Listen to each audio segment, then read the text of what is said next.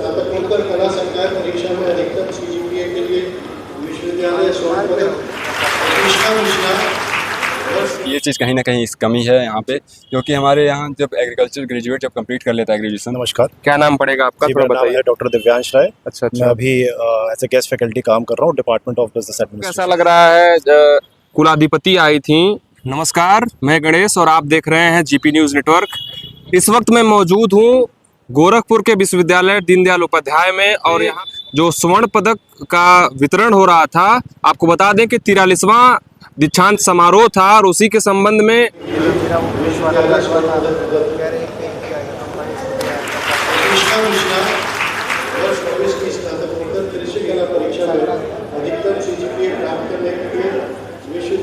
पदक स्नातकोत्तर कला संकाय परीक्षा में अधिकतम सीजीपीए के लिए विश्वविद्यालय स्वर्ण पदक श्रीमती कमला श्रीवास्तव स्वर्ण पदक, स्मृति स्वर्ण पदक, प्रोफेसर लालबचन त्रिपाठी स्मृति स्वर्ण पदक। कृपया इनके अभिभावक स्टेज पे आने की कृपा करें।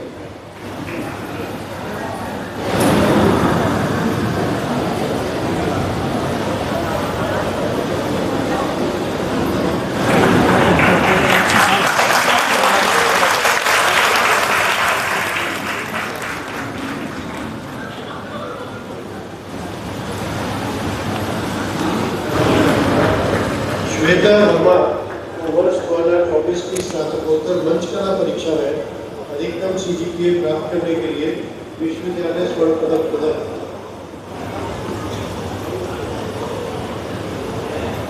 कुमारी रीता मदेशिया वर्ष 2024 की स्नातकोत्तर गृह विज्ञान परीक्षा में अधिकतम सीजीपीए प्राप्त करने के लिए विश्वविद्यालय स्वर्ण पदक प्रदान।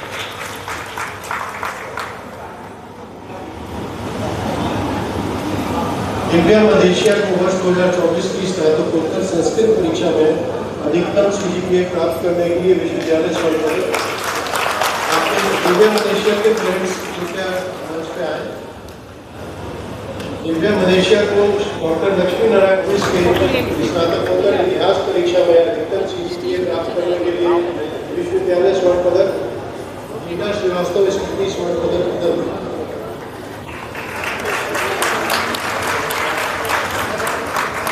कमलेश साहनी जी के अभिभावक कृपया मंच पे आए।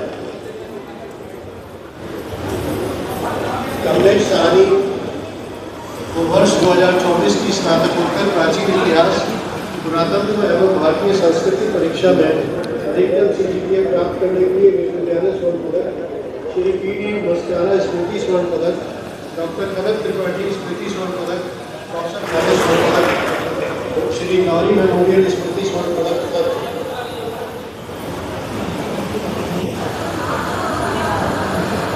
अभिलाषा पांडे को वर्ष 2024 की स्नातकोत्तर अंग्रेजी परीक्षा में अधिकतम सीजीपीए प्राप्त करने के लिए विश्वविद्यालय स्वर्ण पदक।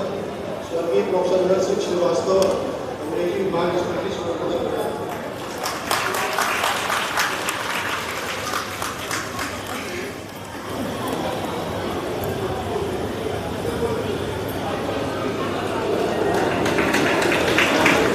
नीतू चौरसिया वर्ष 2024 की स्नातकोत्तर समाजशास्त्र परीक्षा में अधिकतम सीजीपीए प्राप्त करने के लिए विश्वविद्यालय स्वर्ण पदक। प्रोफेसर शीतला प्रसाद नागेंद्र स्मृति स्वर्ण पदक, प्रोफेसर मानवेंद्र प्रताप सिंह पूर्व अध्यक्ष स्मृति स्वर्ण पदक प्रदान। श्वेता श्रीवास्तव वर्ष 2024 की स्नातकोत्तर दर्शन शास्त्र परीक्षा में अधिकतम सीजीपीए राजनीति शास्त्र परीक्षा में अधिकतम सीजीपीए प्राप्त करने के लिए विश्वविद्यालय स्वर्ण पदक। रामचंद्र प्रताप नारायण सिंह स्मृति स्वर्ण पदक, उपेंद्र मणि त्रिपाठी स्मृति स्वर्ण पदक, सागर जी वर्मा स्मृति स्वर्ण पदक, राम उदय पांडे स्मृति स्वर्ण पदक प्रदान।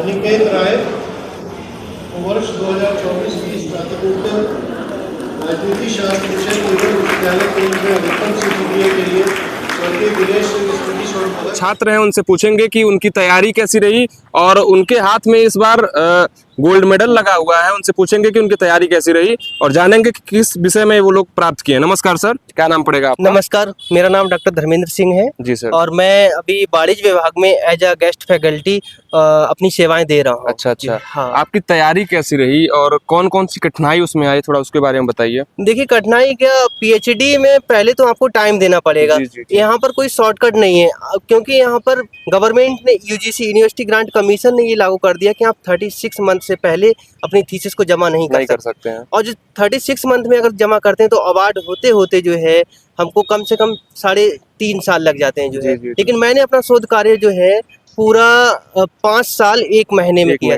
मैं यहाँ पर as a JRF junior research fellow रहा और 2 साल के बाद मैंने वही JRF से SRF में हो गया। अच्छा अच्छा। तो मुझे आपके रास्ते में जैसे बता रहे हैं कठिनाई जो हुई, या फिर जो पेशेंस बता रहे हैं कि पेशेंस, धैर्य बहुत जरूरी हो जाता है इस फील्ड में। जी जी जी। तो आज क्या लग रहा है, कुलाधिपति आई थी तो उनके हाथ से मेडल पाके कैसा लग रहा है? आपकी मेहनत रंग लाई? बिल्कुल बिल्कुल बिल्कुल, मैं बहुत खुश हूँ क्योंकि ये एकेडमिक में जो है पीएचडी सबसे बड़ी डिग्री है। जी, जी। और मैं एक गांव से बिलोंग करता हूँ, मेरे पापा फार्मर हैं।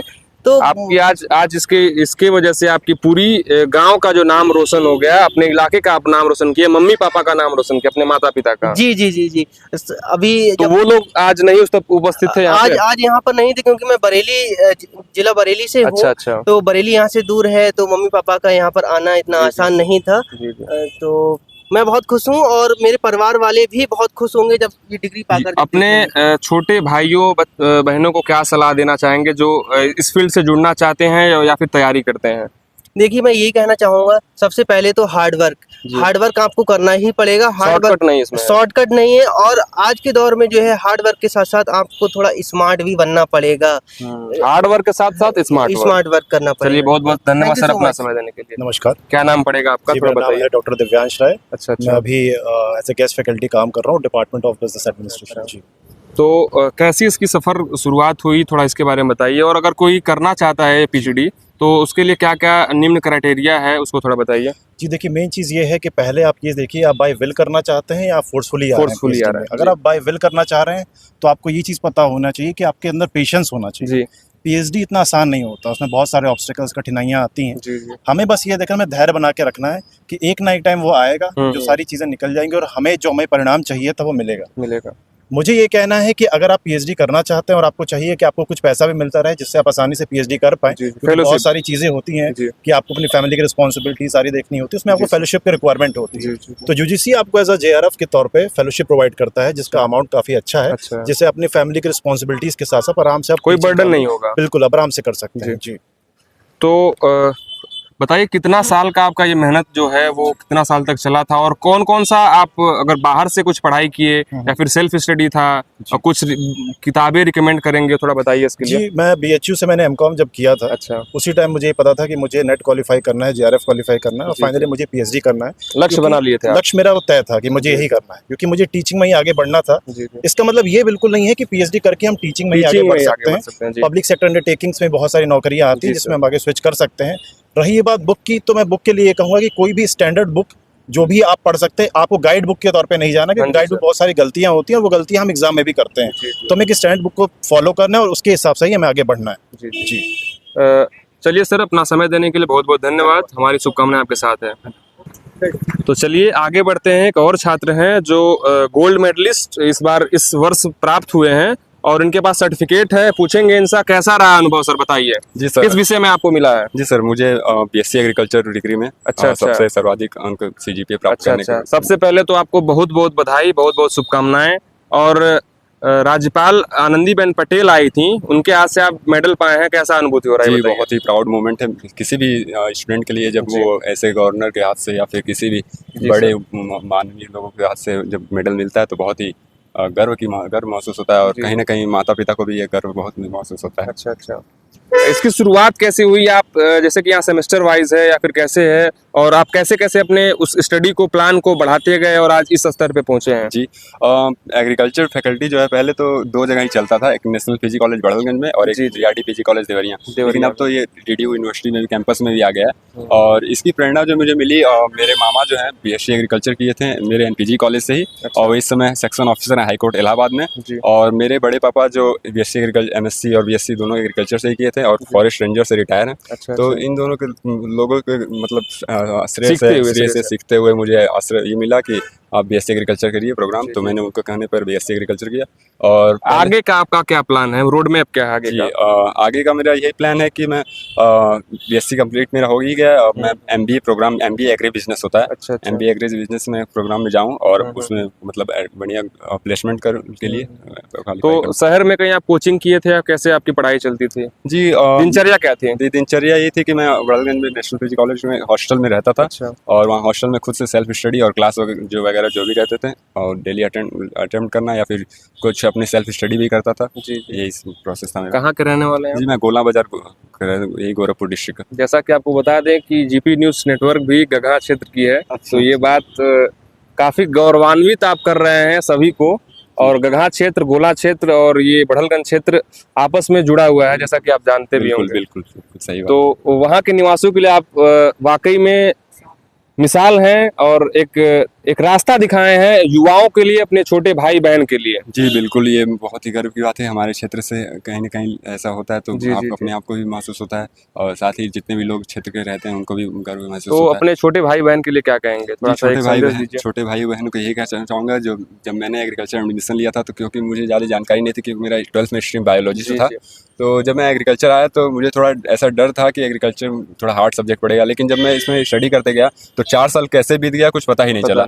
और क्योंकि ये इतना इंटरेस्टिंग सब्जेक्ट है, इतने अलग अलग सब्जेक्ट, सब सब्जेक्ट्स हैं इसके अंतर्गत। 8 सेमेस्टर है, 8 सेमेस्टर में लगभग आपको 60-65 सब सब्जेक्ट हैं, 17 मेन सब्जेक्ट हैं।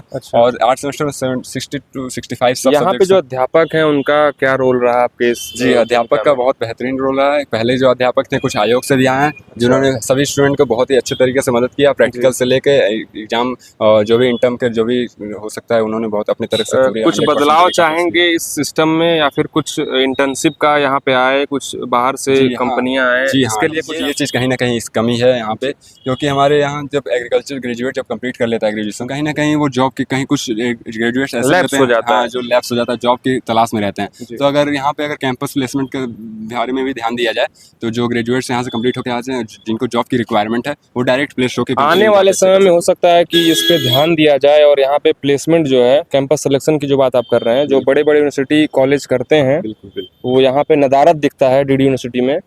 ये आगे चल के हो सकता है कि इसमें देखने के लिए मिले। और काफ़ी दुर्भाग्य की बात है ये कि डीडी जैसे कॉलेज में आज कैंपस सिलेक्शन और इंटर्नशिप की प्रोग्राम नहीं होती है।